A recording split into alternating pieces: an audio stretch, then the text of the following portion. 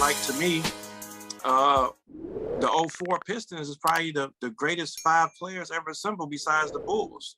I was going to ask you about that. Okay. If you that '04 team, because that's one of the more fascinating teams in NBA history that never gets talked about.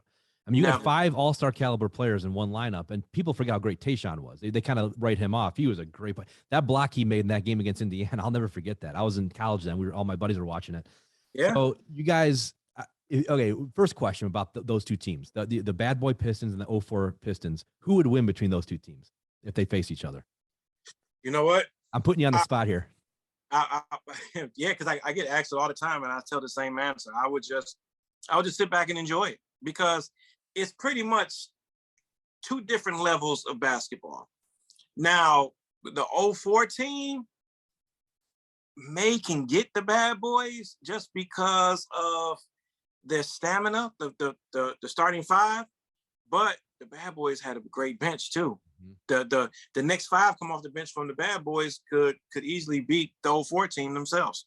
You know, you had Sally, you had Vinnie Johnson, you had all these guys coming off the bench for the Pistons, but then, you know, the '04 team was just put it like this. The '04 team is a Heiberg version of the bad boys, because even with Wallace and Rasheed Wallace and Ben Wallace, you still had that toughness bad boy thing.